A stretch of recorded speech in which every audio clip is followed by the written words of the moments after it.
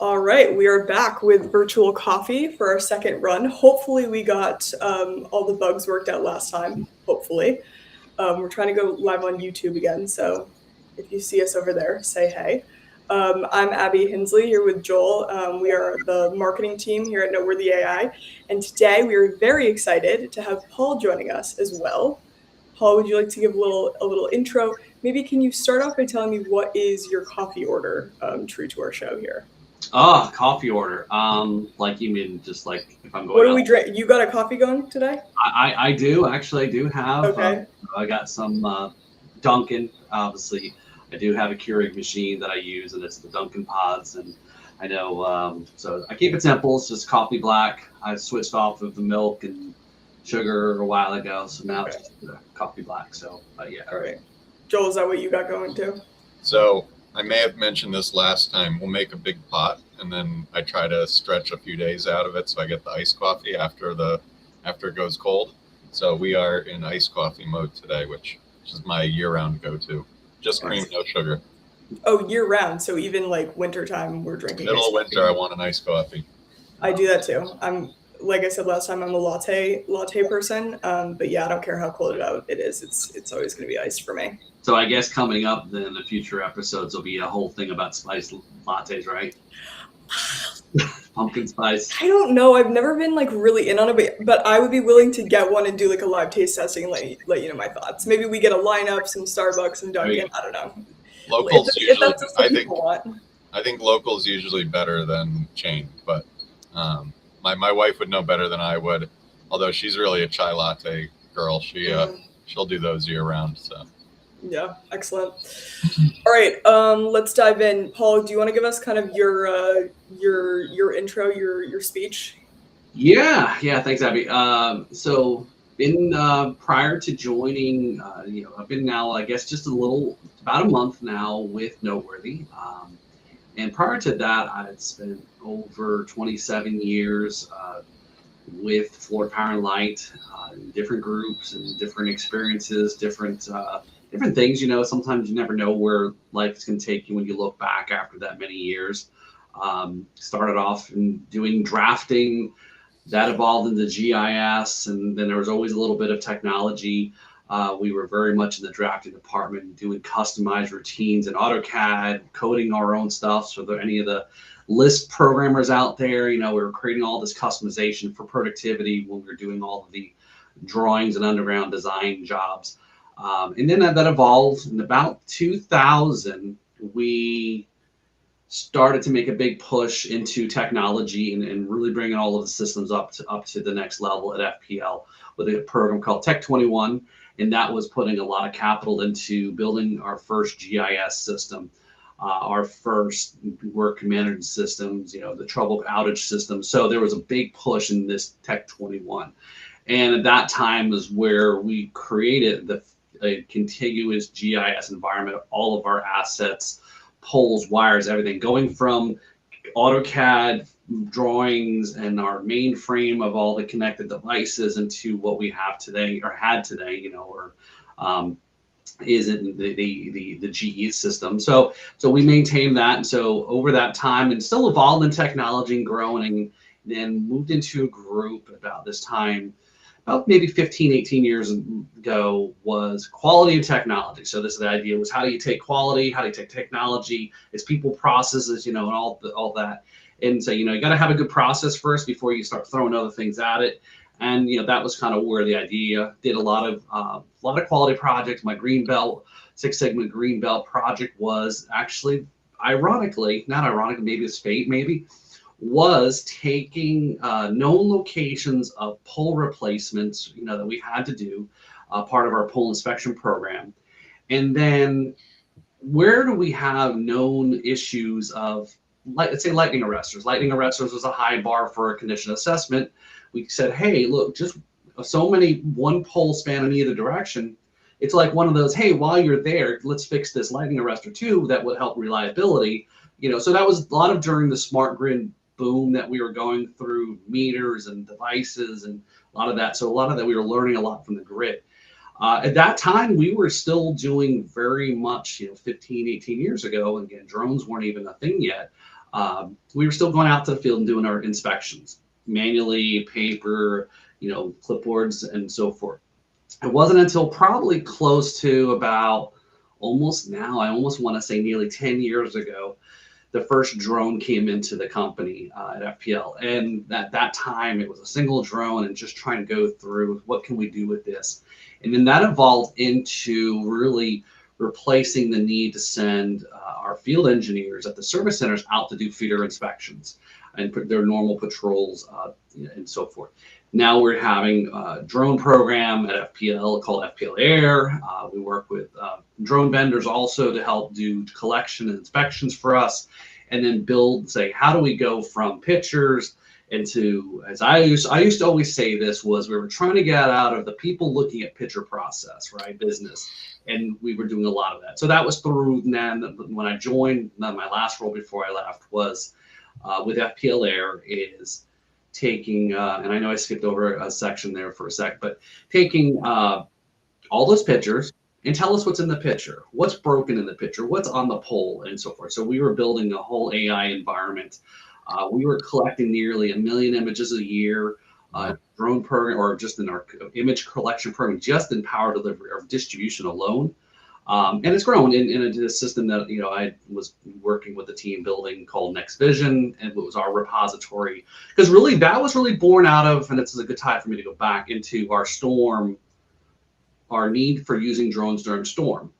So as a lot of companies now are going through SD cards have become kind of a big no-no, and we needed a way to get pictures to get back into the system so other people in the command center or wherever can see pictures and situational awareness of what's going on out in the field. So we built our first generation of our own in-house app, be able to upload pictures, display them on a map, and that was a starting point, right? Let's just see the pictures, and rather than SD cards or uploading to SharePoint or all that stuff. And we went through and that evolved into what they were using today. And I know I left the company, and we were working with Noteworthy on a lot of projects as well too, which I'm sure we'll get into in the conversation here. So hopefully not too much, just enough. Sounds like one of the big keys is timing. You don't want to have a delay from when the information's gathered to be able to start making decisions. So the more condensed that window can be, the more actionable it actually becomes for the utility. Yeah. Speed to information, they call it, right? Yeah. Awesome. 100%. I'm intrigued then. So you've been with us at Noteworthy for about a month. What has that transition been like, being on kind of the utility side of things and then coming on with Noteworthy? What's that been like, and what experiences are you taking with you? Yeah, a great question, Abby. Right. That's obviously hopefully why let's see if it's the proof here, right? But I sat on both sides of the table.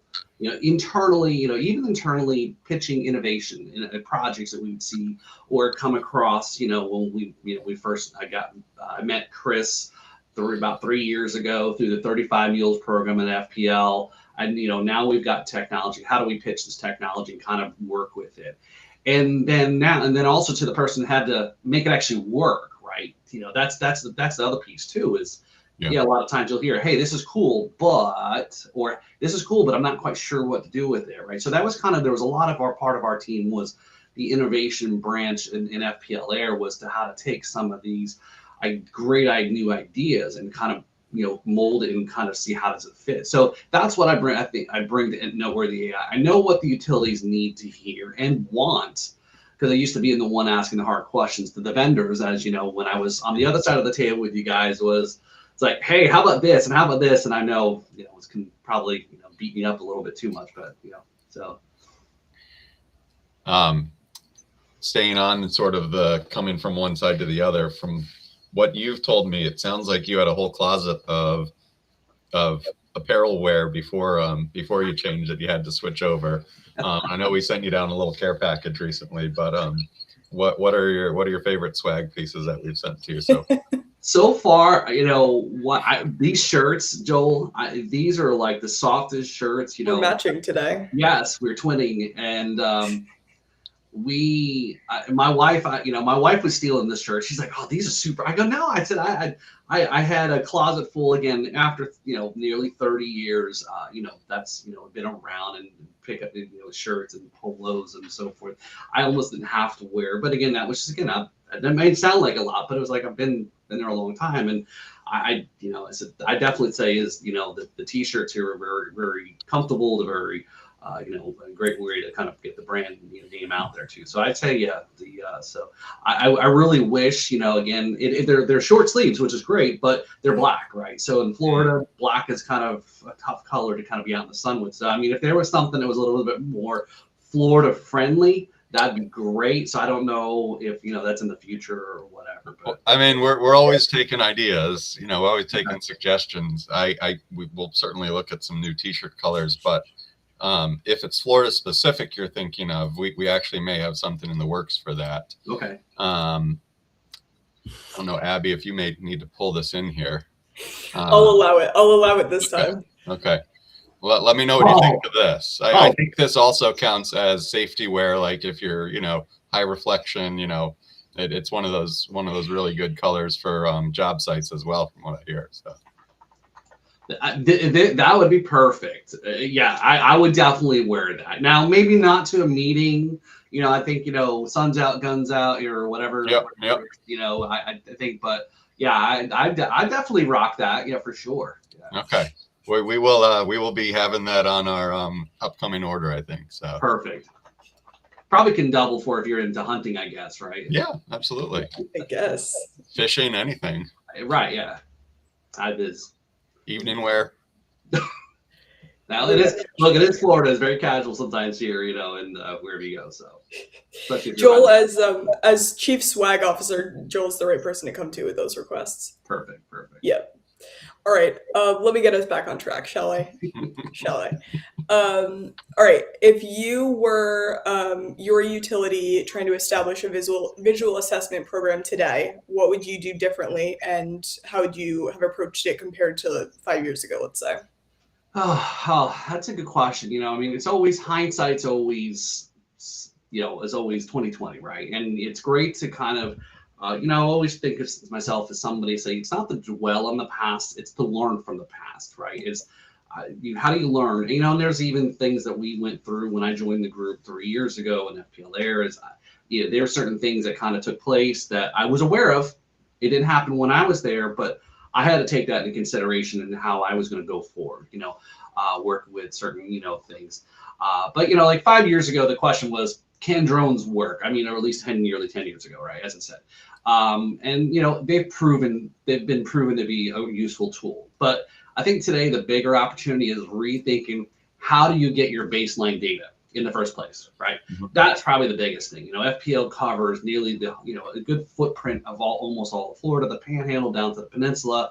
How do you just start and get your arms around something like that? Yeah, we have a GIS system now, and that's evolved over 20 plus years. But how do you, if you're a utility that's doesn't really have a good footprint or is trying to move in that direction, or how do you maintain your system like that? You got to have baseline data.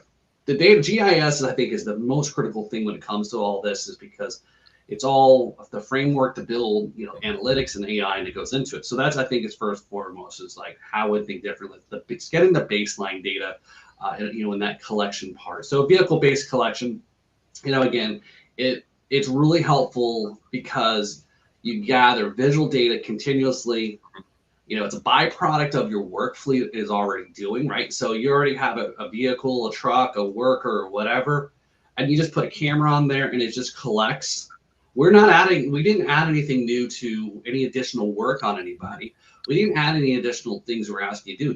Just mount this and let the system passively collect, right?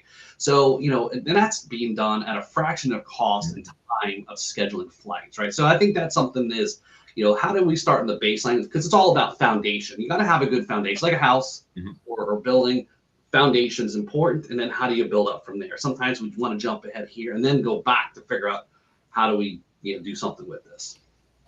I don't know if this is a term or not. I might be making it up on the spot, but sort of the idea of GIS drift, if you understand what I'm saying. Like, assets were looked at on whatever cadence they were scheduled to be looked at, and then there's a period of years between those.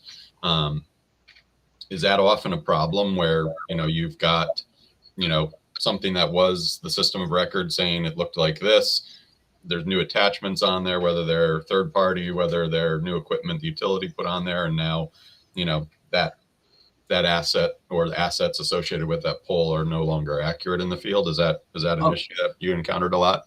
Yeah, and again, it's not a knock. It's just the sheer volume of the processes that go with it, right? You're relying on people. Again, it's not a knock against it. Again, we're doing a lot to do that, and it's one of those. Also, hey, by the way, grab me this piece of information out in the field while you're there too, or collect this, or GPS, or photo it, or whatever the case may be. So I think what Noteworthy has to offer. Again, it's just there, and it's a passive collection. And you don't need to rely on having, oh, hey, we how do we true up? Yeah. How do we keep our GIS much tighter, much more closer to the field, what the field is, right? There was always, and everyone would get this from the utility, is there's like three sides, like what's it in the field, what's it on the map back in the GIS, and then what's it at the, it used to be like at the trouble office, the board they used to have, and so the only one that's telling you the truth is, well, what is in the actual, what happened, because as-builts happen, right? And when as-builts happen, are we making sure the as-builts are getting back to the GIS team to update the system? Oh, by the way, that's also a pretty manual process, right? Because they've got a paper markup or maybe a PDF or whatever. Send it back. Somebody's going now in interpreting the markup red line, and so again, that's a very manual process. I think what we have to offer there is a collect as-built, post construction inspections even too, and collect that, pass the data through, and then so now we're again not taking any work away. And you're clearing out maybe more of a backlog that happens because it's just the volume of information coming in. Yeah, 100%. I think you may have been on this webinar that we recently did. It was with UIGA, and I know you were involved, very active in UIGA when you were on the utility side. There was a webinar recently, and we had one of our other customers do a case study there.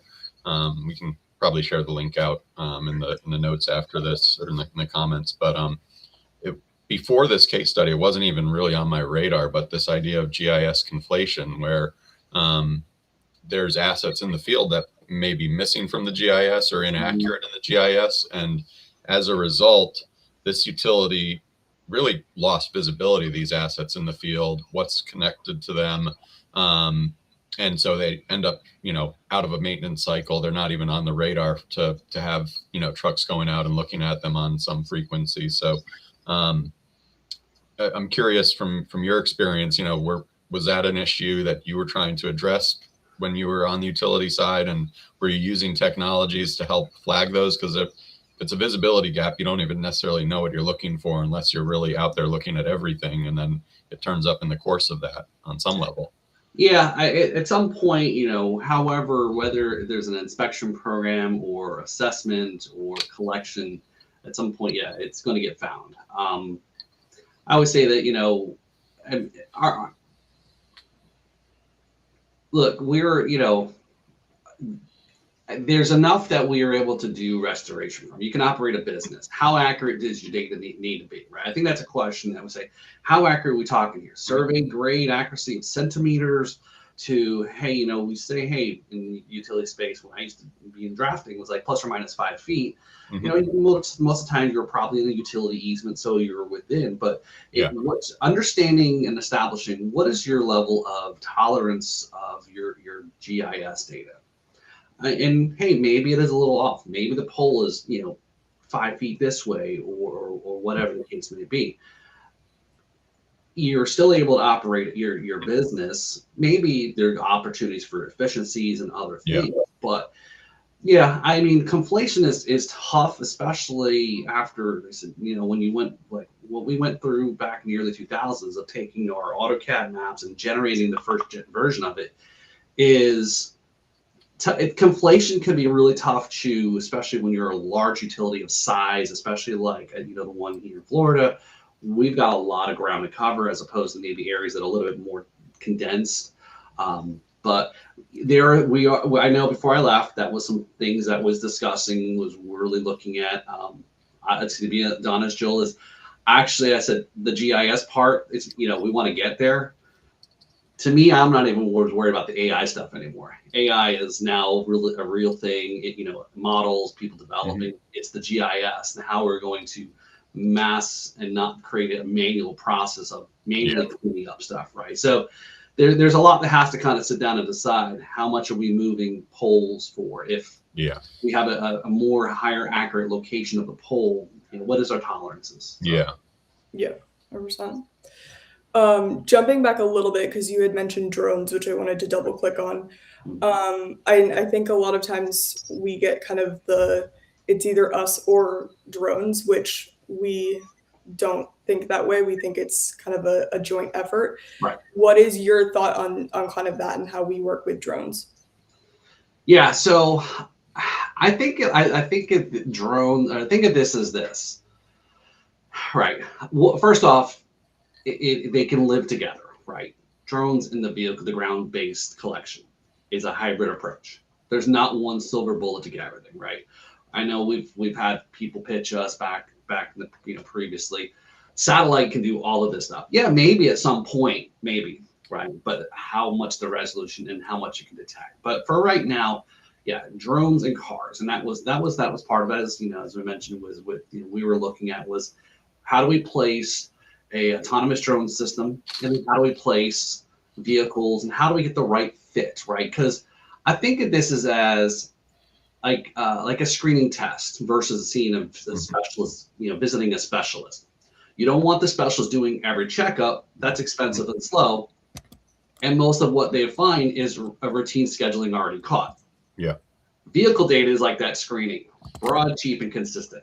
When it flags something real, crack, cross arm, pull that shifter or whatever, that's when you send the drone to be the specialist, right? Level to look at something. So that's really I think the shift there is vehicles become your everyday eyes on the grid, and drones stay the precision tool that you can call for a close-up. Yeah, 100%. And working together to make each other better, not 100%. One or the other. Yeah. 100%. Paul, I think one of the things you really bring to the table for us and for a lot of the other customers we work with, I think historically we've done a lot of blue sky work. That's probably what a lot of companies in the space know us for, sort of the routine operations angle that we were talking about before, and certainly touch on the role that could play in grid resilience and hardening and all that. But actual storm response, you worked on the front lines in that for a number of years in past roles, and certainly a big part of how you plan and manage a grid down in the Southeast. Can you talk about how utilities should be thinking about new technologies and the roles that those can play in storm response? Not limited to any one, just broadly how that's been changing, maybe the approach that you take as a utility. Yeah, great. Yeah, and when it comes to any type of disaster emergency response, I was, as you mentioned, 7 years in emergency preparedness, learned a lot. It was a very interesting time period for me to be in that part of the group and within power delivery, FPL, NextEra. And not only did we have storms, but we also had pandemic. Hey, try to do storm restoration during the pandemic, right? That was kind of interesting. But I think a few things that comes to mind is it's about the biggest thing is speed of damage assessment, because that's where sometimes we know a lot of utilities now move very fast, where they're out there restoring, putting things back up before the assessments happen. And because the assessments, are maybe not as getting out there, the traditional method of doing a damage assessment collection, right? It's important to know what was the damage out there, and it's important to be able to identify those things. Combining ground-based data with AI reduces that assessment phase of restoration, right? So putting cars out there right out the gate, start driving, collect, and passively, and within within just a few hours, or if even that, you could have patrolled that whole feeder, and you're doing a fast pass and collection, right? It's just being that fast go through. I think that's the difference, between telling your customers, we don't know yet, and here's your restoration plan. And I mean, it also means the crews can get to the worst damage area first, not street by street, because the whole vehicle-based data collection can happen fast and at scale right after the storm, right? Yeah. All clear, just go out and drive, collect, and bring it all back in. And that's where utilities get the picture back faster, more affordable than waiting on a flight, with schedules. Usually when you have damage assessors, you have usually 2 people in the car, one to drive, obviously, and then one's who's doing the, looking out the window, collecting information. I think done right, technology can be a force multiplier. Mm-hmm. No, it's a great way to think about it. And, whether you're talking about just miles covered per vehicle, how many crew members you need per vehicle, I think, that you want to be able to scale that workforce as much as possible and get the information back in a way that's actionable and, informative versus, sort of the delays obviously make a big difference. So. Right. Yeah. I mean, look, nobody wants the lights out. I mean, nobody wants to drag this on. Customers want, especially here in Florida, but you want the power back on as soon as possible, because your air conditioning is a real thing. And so the quicker we can get things safely restored, get the lights back on. And really, the other thing too is a lot of people don't think about it from that aspect is, when you have, especially this, like with Florida, you had Hurricane Irma, that was 2017, a massive storm that impacted pretty much the whole state. Mm-hmm. When there is a restoration process going on, and that's part of the Florida economy. I don't remember the exact number, but Florida's economy is almost up there in like at the same level of countries, right? So the actual economy for Florida. So you have a lot of tourism, you have a lot of this stuff, and you got to get the lights back on to get Florida. We're all together, Florida strong, and so forth. It's a big thing. The quicker, and again, reduces recovery costs too. If you got to file for recovery, hey, we've got now using technology to be able to assess or damage, get things. Now, the pole is broken. It's still a broken pole that's still going to have to be restored. But you now know you're ahead of it too, is what you're dealing with. And on top of it too, all that data, like all your day-to-day collection, as I mentioned, that feeds into the ability to maybe start truing up some of the age on the equipment, or knowing what you have out there. So you may have some ability to react, because now you have a real assessment of maybe where some of the poles are that maybe a little challenging, or vegetation or whatever. So before even the hurricane starts going in, you got a good sense of saying, hey, these are maybe where we're going to have some challenges. And so you have the right material set up and so forth, because now you have a very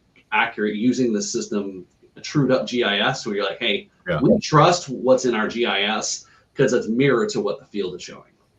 I think we've touched on this in some of our conversations before, and since you came on at Noteworthy, but the idea of being able to do one truck roll for multiple uses, I think, whether that's blue sky or storm, is interesting. I think, one of the things you brought to my attention, maybe you can touch on a little more, is, typically there's a gap between the initial damage assessment and when crews go out to look if, lighting assets were damaged. And so, ultimately both of those things need to be done, but, it certainly from a safety perspective, if the power is restored, you'd love to have the lighting assets up as well. So, maybe just if you could tell us a little bit about how, there's potential for efficiencies with whether it's ground-based collection or drones, being able to solve sort of multiple teams' challenges managing the poles with that data. Yeah, sure. So I'm sure, other utilities might have a different restoration strategy plans and so forth. At least drawing from my experience, the streetlight process was usually once everyone was essentially restored for the most part. And because streetlights, the lights are, if the power is out, there's no streetlight working to even tell if the streetlight's even functioning right. But the idea now with this, with our solution is, hey, that first passes, you're going out to finding maybe open fuses, cutouts on the off the feeder, or damage pulls down that first set. Guess what? Our system's also running and collecting streetlight information. Okay, yeah, the lights might be out, but you know what?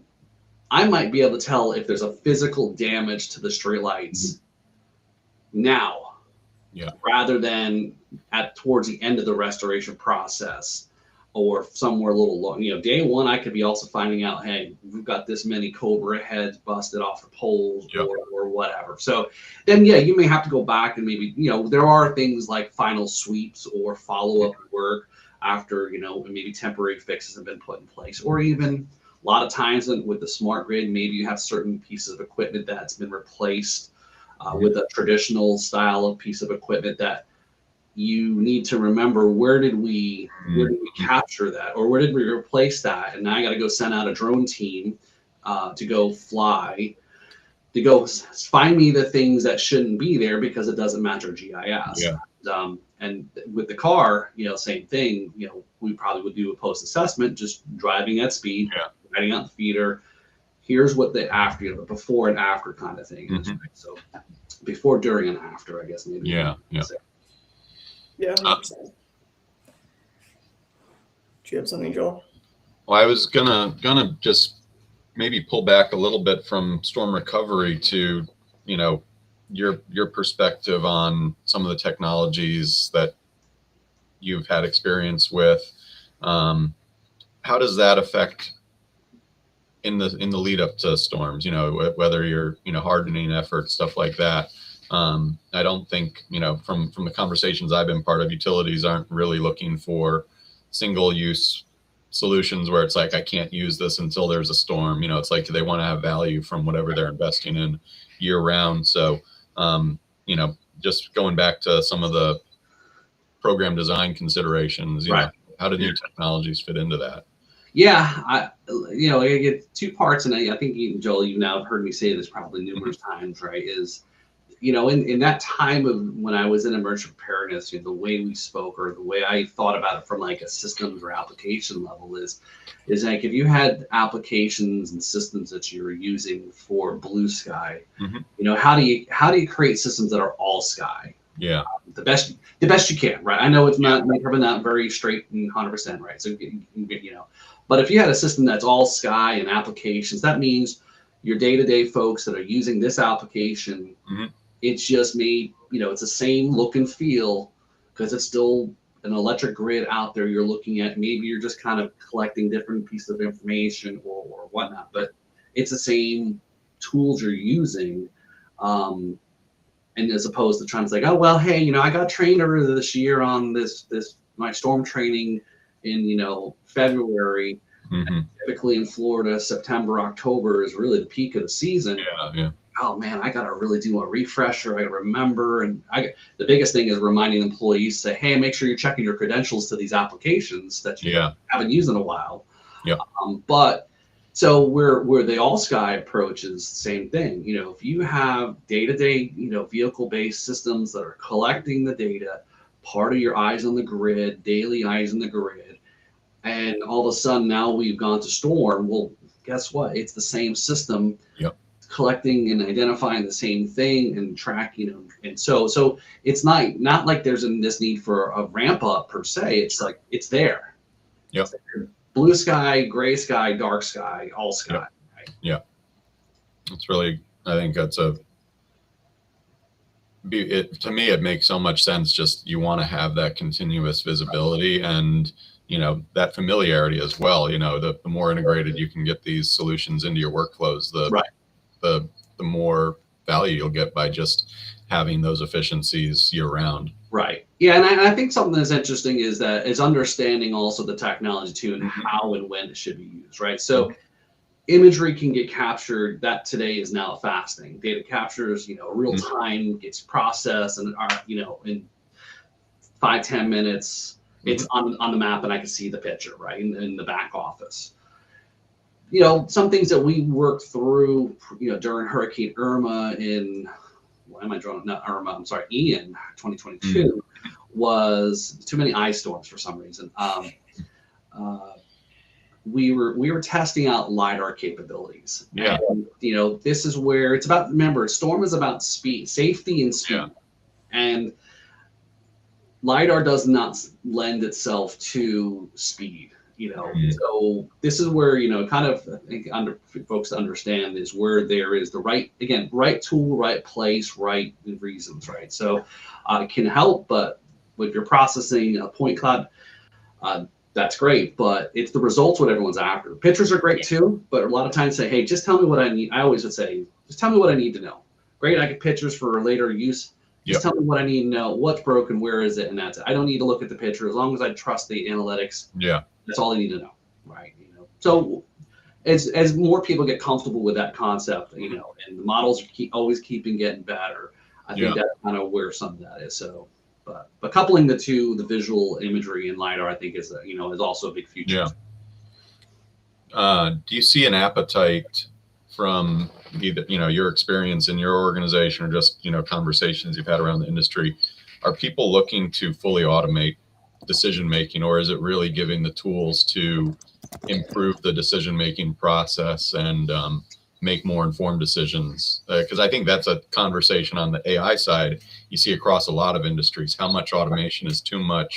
How much control do we want to actually give over? And what's the sweet spot where, you know, people's subject matter expertise is still, you know, key in the process? For sure.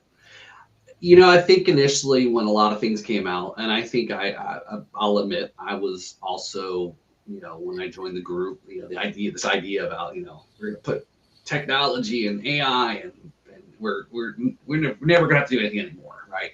And then as you get into it a little bit, you know, that's something I think the opportunity I got was, you know, me and the team was, as we got it kind of, we were trying to do this on our own internally. You know, we worked with a vendor previously, they're no longer around, and as getting to understand really into the details of how it worked, it was like, oh, yeah, we're still going to need a human in the loop. Mm-hmm. We're still going to need somebody at least, you know, so it isn't just like, hey, we don't need anybody anymore. The machines have taken over and all that, right? No, no. We are nowhere even near that, right? People got to realize that. So that human loop aspect is important. There's still a little bit of a review process. As long as you make that review process for the back office assessor, review, inspector, you know, more streamlined. Mm-hmm. You know, I have confidence on this stuff. Okay, I'm going to make sure I'm double checking that. And then before maybe sending that off to the next stop along the data process line, you know, maybe it goes posted back to your GIS. Maybe they go, or creating outage tickets into your outage management system or so forth. So I think those are some things, you know, I think that's still a thing out there. I'd love to see is, that ability to go fully through drone, car, etc., identify something, maybe it's a high level critical issue that could happen. How do we immediately go send this down to create a trouble ticket for it, so that immediately the line worker can go and resolve the issue before it creates an outage maybe. So, but yeah. It's really, really helpful. Yeah. Awesome. Well, this has been great, kind of pulling it back to where we started, having you with your wealth of knowledge from the utility side, hopping on with us and sharing that knowledge with us has been great. Final thoughts, where are we at? Yeah. I'm no questions in the chat. I'm surprised, you know. I know we should be more vocal about that. Drop your questions in the chat if you've got them, for sure. Yeah, you got to. Yeah, I'll give you a thought if you folks take time if they want to drop a question here or even follow up afterwards, for sure. Yeah, final thoughts. You know, I think we're now in a point here where, you know, look, if I look back 27 years ago, you know, or even, you know, kind of really started the company as a contractor. So I started really working for FPL before I turned 22. So, and in looking back then to now is almost insane. If you'd have told me certain things and, you know, Back to the Future, Paul Hynes, and said, hey, we're going to be doing this. This is like, I'm like, what? You know, that's impossible. No way. You know, I think that's the biggest thing, is realizing that, yes, the technology, is moving fast. It's the opportunities. It's a really big tool to help. Again, it's not trying to take people's jobs away. It's a tool to help you, make you more efficient in these things, to be able to do other things, right? Hey, if I can do this, dishwashers. I mean, look, it's all about innovation over time. FPL started out as an ice company, right? And then electricity became available in homes with appliances. Yes, ice workers, but that evolved, and then they turn into another thing, right? So it's just part of, I think, the technology is always changes, always is going to happen, and sometimes we get a little scared by it because it's change. But yeah, I think just have a kind of open mind about it, and but also same time just kind of gut check yourself too. Yeah, I saw somebody did a poll on LinkedIn the other day. It was like be honest, if you could just kind of erase AI from our world right now, would you do it? And I thought about it for a second, because I'm like, I do think there are a lot of concerns around it, and I do think it scares people, but I also think that's how, think of just not even what we're doing here at Nowhere the AI, but just the multitude of things that AI has given us access to or let us do, and not even doing things faster, but just new use cases and new things that we can be doing. And I think that's how we evolve. That's how we keep moving and getting better and doing things new, different ways. So Abby, and I think all three of us, we use something called Uber or Lyft. Who would have thought of that? Who would have thought about getting in a stranger's car, right? We've always been told about that, not getting a stranger's car, but we do it almost on a daily basis now. And again, there's obviously, controls and safety precautions and so forth. But yeah, it's just amazing how, some of these things come up and like, wow, I never thought I'd be doing this, but here we are. So yeah. Yeah. Joel, any other thoughts? No, obviously your wealth of knowledge, Paul. We've been getting several hours a week chatting with each other since you started, and I'm learning some new stuff every day. So really appreciate having you on the episode today. I'm sure we'll have you back. We're looking forward to doing another one of these in a couple of weeks. We're doing some outreach to folks we know to try to build up our schedule. So anyone who's in our audience, if you know people that you think would be interesting guests, feel free to let us know as well.